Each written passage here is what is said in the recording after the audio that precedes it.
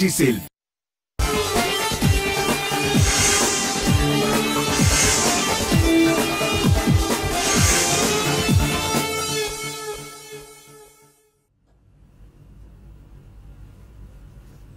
Good morning. News and hair oil సమర్పిస్తున్న business breakfast షోకి స్వాగతం. ఏషియన్ మార్కెట్స్ లో కొంత మిక్స్డ్ ట్రెండ్ కనిపిస్తుంది. హ్యాంగ్సెంగ్ లాంటి ఇండిసెస్ పాజిటివ్ గా ట్రేడ్ అవుతుంటే నికాయ్ అంటే జపనీస్ నికాయ్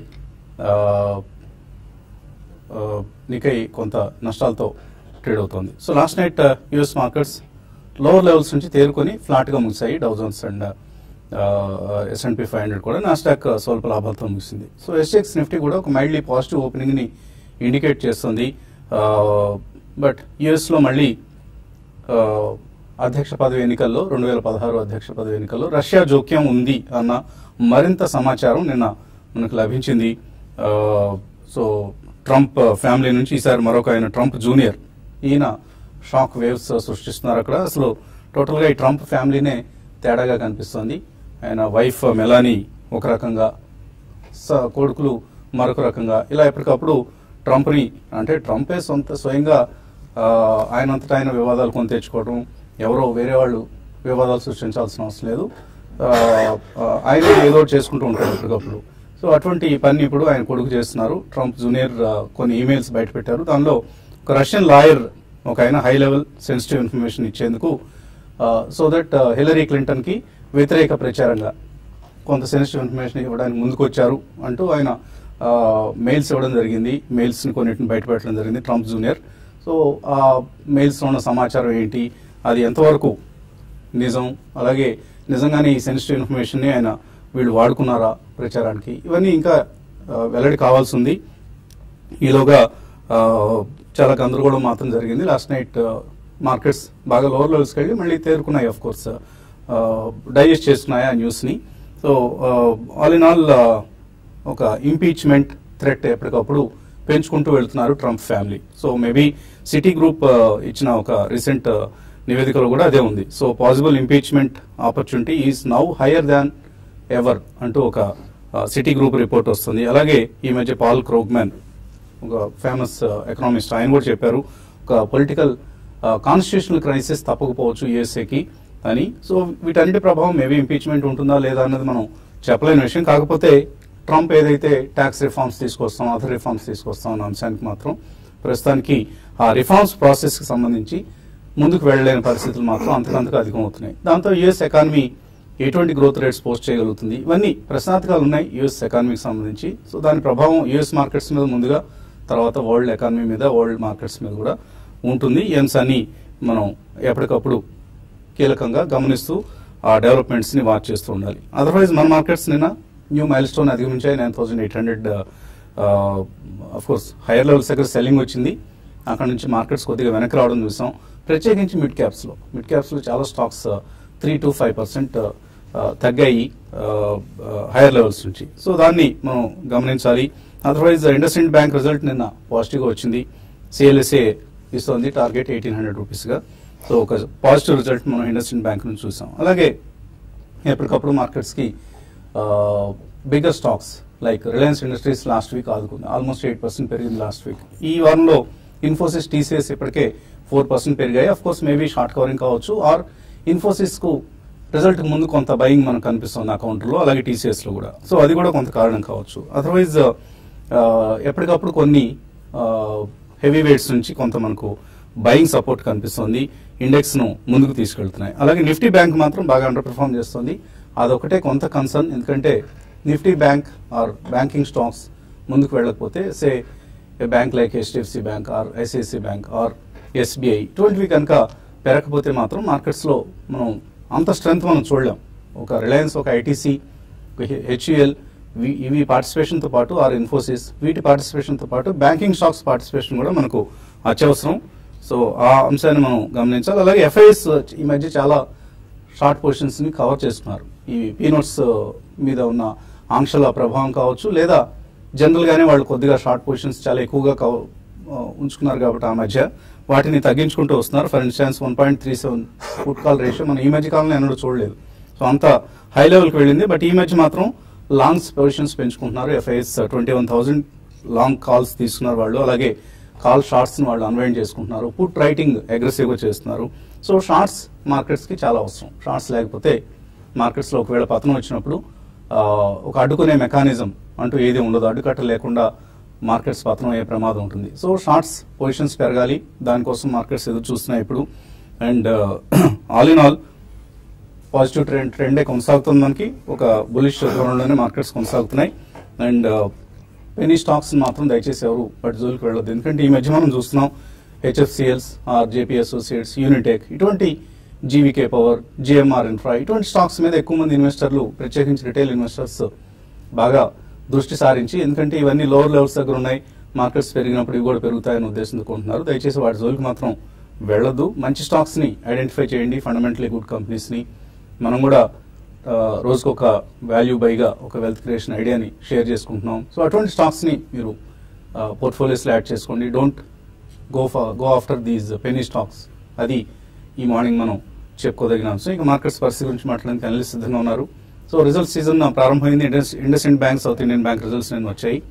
అండ్ ఇవాళ బజాజ్ కార్ప్ ఉంది. సో ఎటువంటి పరిస్థితిని మీరు గమనిస్తున్నారు? యా, రిజల్ట్స్ బ్యాంకింగ్ తో మొదలైనండి. So net interest margins profitability బాగానే ఉన్నా కానీ కొద్దిగా అసెట్స్ రేషియోకి వస్తే మాత్రం ఎన్పిఎస్ స్వల్పంగా పెరిగాయి. బట్ వాళ్ళు ప్రొవిజనింగ్ ఎక్కువ చేశారని చెప్పి ఇండస్ఇండ్ బ్యాంక్ వాళ్ళు ఇచ్చారు. So I think result season as it goes we have to see how it flows అవుతుంది. సో ఎక్స్టర్నల్ రీజన్స్ మీరు చెప్పింది, Donald Trump impeachment, is it near to the reality? We don't think so right no. But definitely ఈ zone లో మాత్రం market around 9800 to 10,000 zone లో మాత్రం Nifty కొద్దిగా pause mode లకు అయితే వెళ్తుందండి. అదే it's domestic are external reasons, what ever may be the reasons attach to the markets pause. So మనకి రిజల్ట్ సీజన్ అయిన తర్వాత ఒక మళ్ళీ ట్రెజెక్టరీ కూడా ఫామ్ అయ్యే అవకాశం ఉంది. అండ్ మాన్సూన్ ఇప్పటిదాకైతే బాగానే ఉందని చెప్పి ఐఎండి వాళ్ళు నిన్న కూడా ఇవ్వడం జరిగింది. 15th లోపల కంప్లీట్ పాన్ ఇండియా కవరేజ్ కూడా ఉంటుందని చెప్పి. సో ఆల్ ఇన్ ఆల్ మనం రిజల్ట్ సీజన్ వచ్చింది కాబట్టి we should be a bit cautious అండి. అండ్ మార్కెట్ కూడా చాలా స్ట్రాంగ్ గా పెరిగింది across all sectors, maybe 1 or 2 sectors మినహాయించి.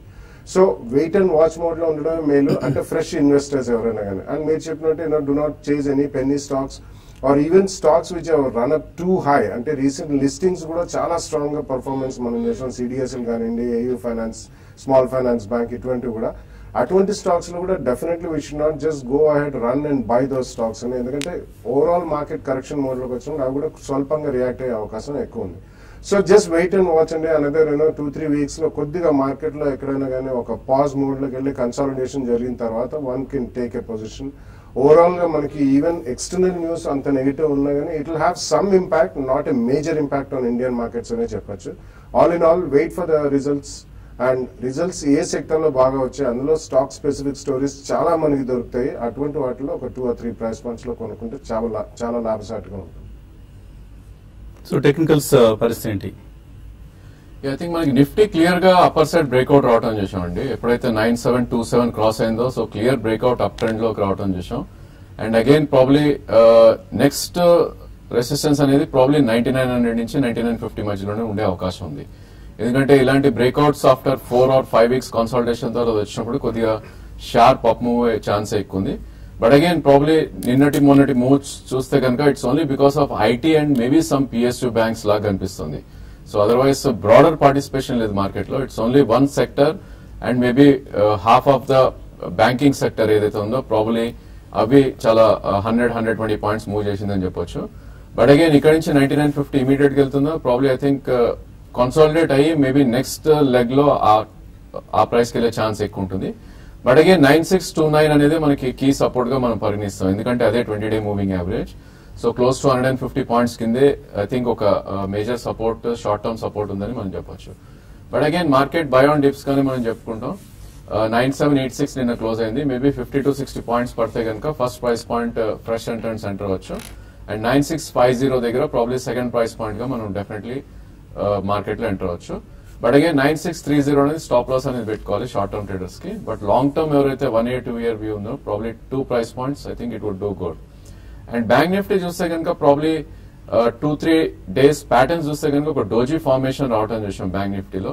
సో అన్లెస్ మొన్నటి స్వింగ్ హై దాటితే తప్ప ఐ థింక్ మళ్ళీ బులిష్నెస్ వచ్చే ఛాన్స్ లేదు. నా ఉద్దేశంలో 23,964 దాని అబో అట్లీస్ట్ 1 day క్లోజ్ అవుతాయి. మేబీ నెక్స్ట్ 300-400 పాయింట్స్ అప్ వచ్చే ఛాన్స్ ఉంది. అదేవిధంగా స్వింగ్ లో ఏదైతే ఉందో 23,289, అంటే ఇక్కడ నుంచి ఒక 300 పాయింట్స్ పడితేనే మళ్ళీ ఫ్రెష్ డౌన్ ట్రెండ్ వెళ్ళే ఛాన్స్ ఉంది. సో బ్యాంక్ నిఫ్టీ ఒక రేంజ్ లో ట్రేడ్ అయ్యే అవకాశం ఉంది కాబట్టి దాన్ని అవాయిడ్ చేయమని చెప్తాను. But again lot of stocks ఏవైతే ఉన్నాయో ప్రాబ్లీ మూమెంటమ్ స్టాక్స్ అనొచ్చు, లేదంటే హై బీటా స్టాక్స్ అనొచ్చు, అవి కొద్దిగా సెల్ పొజిషన్స్ లోకి రావడం చూస్తున్నాం. నిన్న దో మార్కెట్ ఆల్మోస్ట్ 50-60 పాయింట్స్ పెరిగినప్పటికీ మోస్ట్ ఆఫ్ ద స్టాక్స్ కొద్దిగా సెల్లింగ్ రావడం చూసాం. సో అలాంటి స్టాక్స్ లో మేబీ షార్ట్ పొజిషన్స్ తీసుకోవచ్చు. I think Reliance infra or Reliance capital ఈ రెండు కూడా నిన్న మంచి సెల్ ఆఫ్ రావడం చూసాం. మేబీ ఇక్కడ నుంచి కూడా 2-3% డౌన్ సైడ్ వెళ్ళే ఛాన్స్ ఉంది. Short term traders 1% up side stop loss పెట్టుకుని 2% డౌన్ సైడ్ కోసం I think short positions create చేయొచ్చు.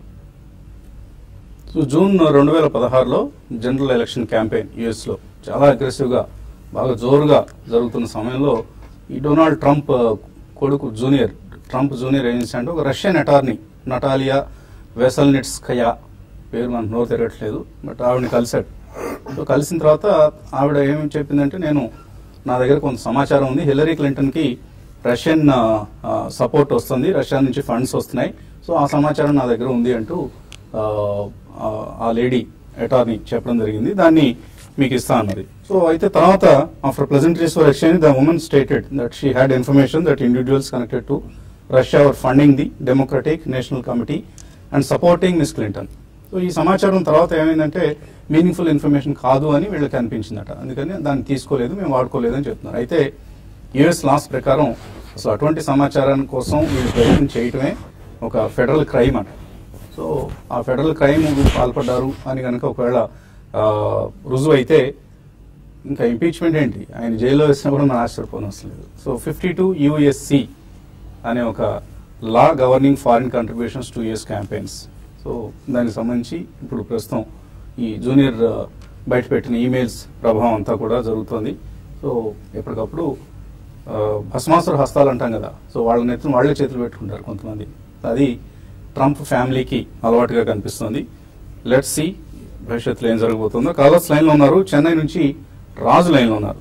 Hello good morning sir. Morning అండి, అడగండి రాజు. గుడ్ మార్నింగ్ వస్తుంది గారు, బాలా గారు అండ్ అదర్స్. సార్ నేను ఒక 2 years నుంచి ఫాలో అవుతున్నాను సార్ మీ program daily. Good, very good. నేను ఇన్వెస్ట్మెంట్ లో 2 years నుంచి స్టార్ట్ చేశాను సార్, 2 years బ్యాక్ నుంచి. ఓకే అండి.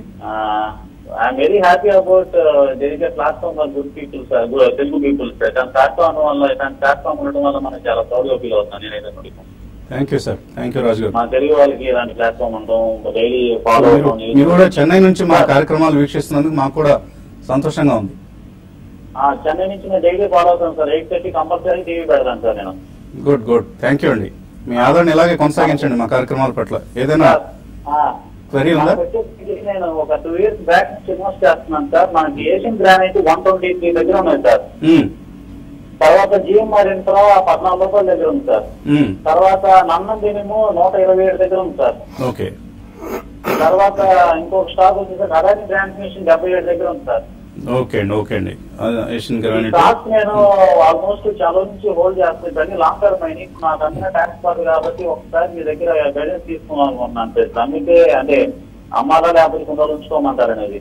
ఓకే అండి, ఓకే. ఇవి హోల్డ్ చేయొచ్చా, సెల్ చేయొచ్చా? ఇక్కడ ఐ థింక్ మీ దగ్గర ఉన్న స్టాక్స్ లో probably Adani transmission and probably I think GMR ఈ రెండు కూడా గ్రేట్ స్టాక్స్ కాదండి. లాంగ్ టర్మ్ ఇన్వెస్ట్మెంట్ హోల్డ్ చేసే స్టాక్ కాదు.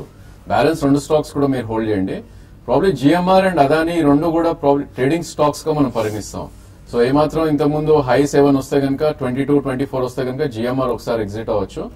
అండ్ ఇలాంటి టైంలో ప్రాబ్లీ ఫ్రంట్ లైన్ స్టాక్స్ లో ఉంటే దట్ వుడ్ బి గుడ్ అండి. ఎందుకంటే మార్కెట్ పీక్స్ లో ఉంది కాబట్టి అండర్ పర్ఫార్మెన్స్ ఏవైతే ఉన్నాయో అవి అవుట్ పర్ఫార్మ్ చేసే ఛాన్స్ చాలా తక్కువ ఉంటుంది.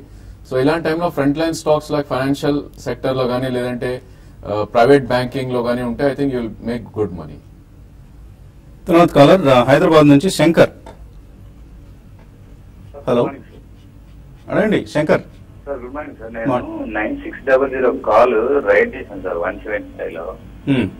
Then lots so higher level లో మళ్ళీ రైడ్ చేయమంటారా సార్? ఇటు రైడింగ్ స్ట్రాటజీ చేస్తామండి సార్ కొంచెం.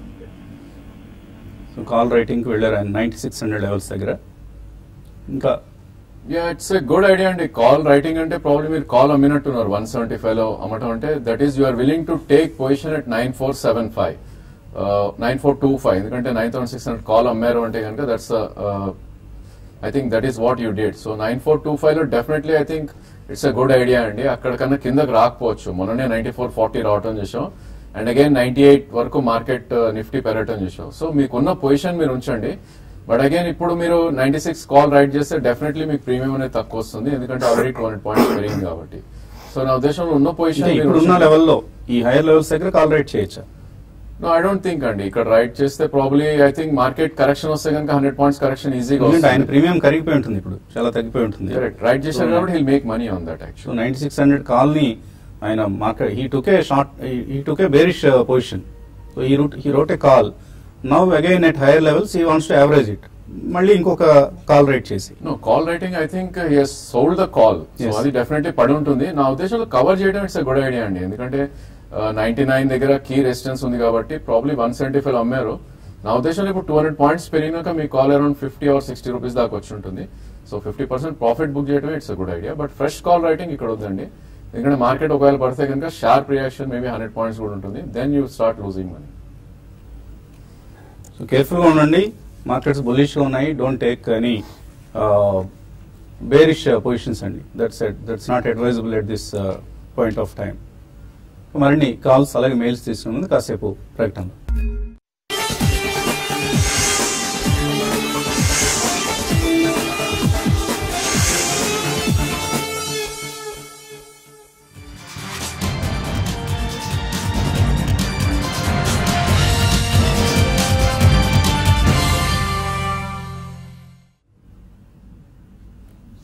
న్యూస్ అండ్ హెయిర్ ఆయిల్ సమర్పిస్తున్న బిజినెస్ బ్రేక్ఫాస్ట్ షో తిరిగి స్వాగతం.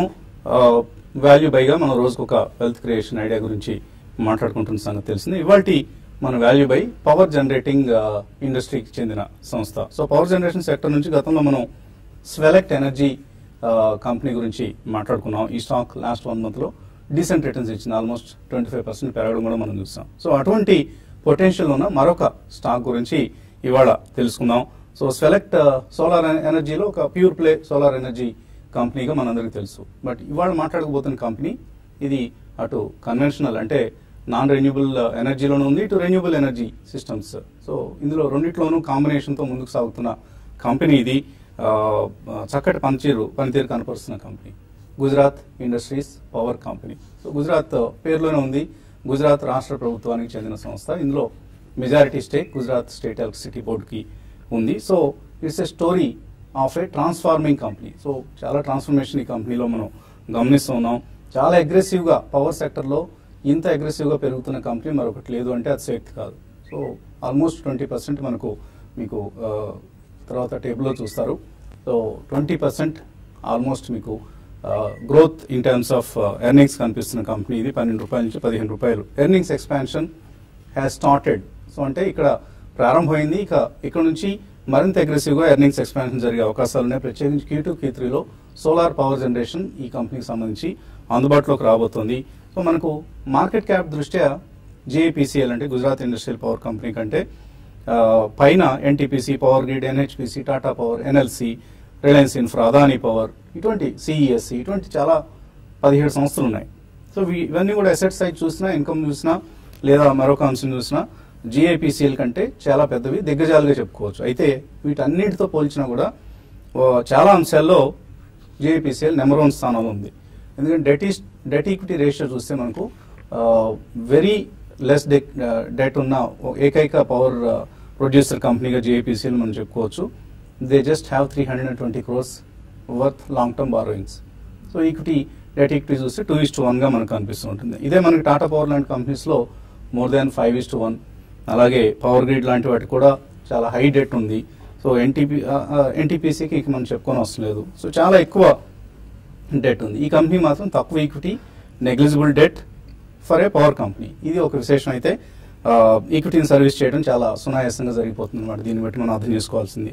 అలాగే ఇతర పవర్ కంపెనీస్కి లేనిది JIPCLకి మాత్రమే ఉన్న ప్రత్యేకత ఏంటంటే సంస్థ ఉత్పత్తి చేసే విద్యుత్ శక్తి మొత్తం కూడా కమర్షియల్ గా అంటే ఇండస్ట్రీస్ కి మాత్రమే సరఫరా చేస్తారు. They don't have any residential power supply. So అత్యధిక ధరకి వాళ్ళ పవర్ అమ్ముకునే ఒక అద్భుతమైన అవకాశం ఉందన్నమాట JIPCL. అందుకనే ఇతర ఏ పవర్ కంపెనీస్ తో కంపేర్ చేసినా కూడా ప్రాఫిట్ మార్జిన్స్ చాలా చాలా హైగా ఉంటాయి. 14% నెట్ ప్రాఫిట్ మార్జిన్ కనిపిస్తూ ఉంటుంది. గ్రాస్ లెవెల్ అయితే ఆల్మోస్ట్ 28%, 29%, 30% గ్రాస్ మార్జిన్స్ కూడా ఈ కంపెనీకి మనం చూస్తూ ఉంటాం. రిటర్న్ ఆన్ అసెట్స్ విషయంలో ఇక ఒక టాటా పవర్ మాత్రమే జేఐపీసీఎల్తో పోటీ పడగలుగుతుంది. అంటే ఈ జేఐపీసీఎల్ ప్రత్యేకత ఏంటనేది మనం అర్థం చేసుకోవచ్చు. స్ట్రాంగ్ ఇన్స్టిట్యూషనల్ ఇంట్రెస్ట్ ఈ మధ్య మనకు కనిపిస్తుంది. ఐసిఐసిఐ లాంటివి ఆర్ రిలయన్స్ లాంటి కంపెనీస్ వీళ్ళందరూ కూడా ఈ కంపెనీ ఈక్విటీలో స్టేక్స్ తీసుకుంటున్నారు. అంటే ఇన్స్టిట్యూషనల్ ఈక్విటీ విషయానికి వస్తే సో ఒక కంపెనీ 20% కంటే ఎక్కువ గ్రోత్ రేట్ పోస్ట్ చేస్తూ అతి తక్కువ పిఈ ఇప్పుడు మనకి ఆల్మోస్ట్ ఈ సంవత్సరం ప్రొజెక్టెడ్ ఎర్నింగ్స్ పర్ షేర్ వచ్చేసి 17 రూపీస్ 50 పైసా అనుకుంటున్నాం మనం. సో అంటే ఆల్మోస్ట్ ఒక 8 to 9 పిఈ దగ్గర దొరుకుతుంది. సో 20% గ్రోత్ రేట్ ఉన్న కంపెనీ 8 to 9 పిఈ దగ్గర దొరకడం అంటే చాలా చక్కటి వాల్యూ బైగా మనం భావించవచ్చు. బుక్ వాల్యూ కంటే తక్కువ ఆల్మోస్ట్ 144 రూపీస్ బుక్ వాల్యూ అయితే 134 దగ్గర మనకు షేర్ ప్రైస్ అందుబాటులో ఉంది. సో మిగతా పవర్ కంపెనీస్ అన్ని కూడా 2 times 3 times price to book value కనిపిస్తుంది. సో చక్కటి వాల్యుయేషన్ దగ్గర అందుబాటులో ఉన్న ఒక మంచి పవర్ జనరేటింగ్ స్టోరీ. రాబోయే రోజుల్లో they are aggressively focusing on solar and wind power. అది ఈ కంపెనీకి సంబంధించిన హైలైట్. ఇక థర్మల్ పవర్కి వాళ్ళు ఆల్మోస్ట్ ఇప్పటి వరకు ఉన్నది చాలు అనుకుని మిగతాది సోలార్ అండ్ విండ్ పవర్ ఎక్స్పాన్షన్కి వెళ్తున్నారు. So GIPCL is a good buy for 1 year. Maybe 40% రిటర్న్ని మనం ఎక్స్పెక్ట్ చేయొచ్చు షేర్ ప్రైస్ ఎప్రిసియేషన్ దృష్ట్యా. మేబీ డివిడెండ్ కూడా కొంత ఉంటుంది. 2 to 3% డివిడెండ్ ఈల్డ్ కూడా వర్కౌట్ అవుతుంది. కన్సిస్టెంట్లీ డివిడెండ్ పేయింగ్ కంపెనీ ఇది. సో ఇవాల్టి value buy GIPCL buy on every decline.